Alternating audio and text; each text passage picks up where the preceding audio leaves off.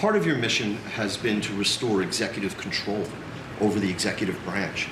Is it your view of your authority that you have the power to call up any one of or all of the people seated at this table and issue orders that they're bound to follow? Oh, yeah, they'll follow the orders, yes, they will. No exceptions? No exception. Well, let's see, let me think. Oh, yeah. She'll have an exception. Of course, no exceptions. You know that. And let the cabinet speak just for a second. Yeah, exactly. Is anybody unhappy with Elon? If you are, well, throw them out of here. Is anybody unhappy?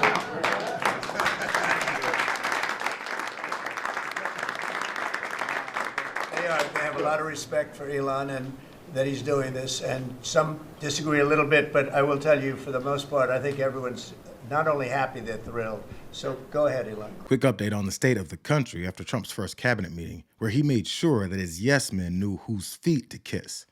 All but one yes man. And I should say, we will make mistakes. We won't be perfect, but when we make a mistake, we'll fix it very quickly. So, for example, with USAID, one of the things we accidentally canceled very briefly was Ebola, Ebola prevention. I think we all want Ebola prevention. So we restored the Ebola prevention immediately, and there was no interruption.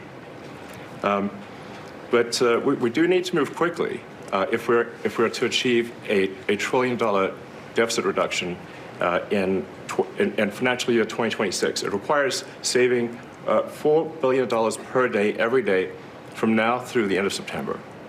But we can do it, and we will do it. That's the second time I've seen the head oligarch talk about the mistakes that he will no doubt make, but he promises that none of it matters, because you can trust a guy that didn't know he was eliminating programs involving Ebola prevention.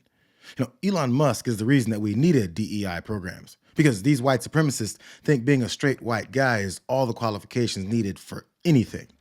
We're literally watching the most incompetent people in the country tell us that they're absolutely clueless, but that makes them geniuses too. You mentioned you're interested in doing another round of this email. When would you like to see that? What would be the deadline? And this time, would it be mandatory? I think Elon wants to, and I think it's a good idea because, you know, those people, as I said before, they're on the bubble. You got a lot of people that have not responded, so we're trying to figure out, do they exist? Who are they? And it's possible that a lot of those people will be actually fired. And if that happened, that's okay, because that's what we're trying to do. This country has gotten bloated and fat and disgusting and incompetently run.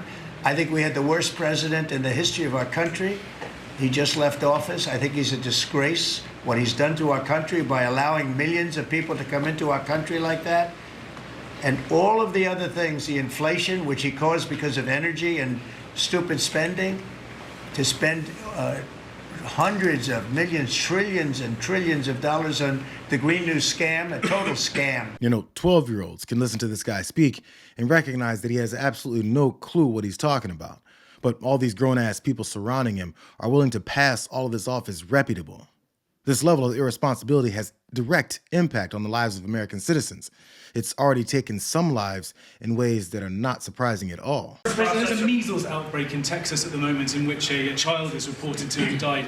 Do you have concerns about that, and have you asked Secretary Kennedy to look into that? Well, why don't we, Bobby, do you want to speak on that? No, we are following the measles epidemic every day. I think there's 124 people who have contracted measles at this point in Gaines County, Texas. Mainly, we're told in the Mennonite community, there are 2 people who have died, but we're watching it, and there are about 20 people hospitalized, mainly for quarantine. We're watching it. We put out a post on it yesterday, and we're going to continue to follow it. So don't worry. While people are being hospitalized and dying, RFK Jr. is watching it every day. He's watching it. He might have a bowl of popcorn while he's watching, but trust, he's not missing a minute of it. You know, what the kind of answer is that when the question was if he has any concerns about the kid that died from the disease that his HHS secretary believes is caused by the vaccine? It should let everyone know the dismissive response that they'll have if and when anyone else dies due to their lack of any concern. The meeting did move on to Trump's troubling comments that have legitimized Vladimir Putin in the middle of the last couple of weeks of his exclusionary talks. And his response to what the Russians should concede was probably what you could expect. Concessions would you like to see? What concessions would you like to see? Oh, I don't want to tell right now, but I can tell you that NATO you can forget about. I think that's probably the reason the whole thing started. And I think, JD, we can say that. Do you have a statement on that? You've been very much involved. I gave him the beauty. Great. Gave me the hardest Concessions question, for sir. Russia. I mean, look, as the president said, we're not going to do the negotiation in public with the American media. He's going to do it in private with the president of Russia, with the president of Ukraine, and with other leaders. And I think that's how this has to go. Concessions for Ukraine, because it was all their fault. There was a time that people who pointed out Trump's absolute commitment to Vladimir Putin were called liars. But like everything else, they're openly admitting it now. Said this is genius. Putin declares a big portion of the Ukraine. Putin declares it as independent. Oh, that's wonderful. So Putin is now saying it's independent, a large section of Ukraine. I said, how smart is that? And he's going to go in and be a peacekeeper. That's the strongest peace force. We could use that on our southern border.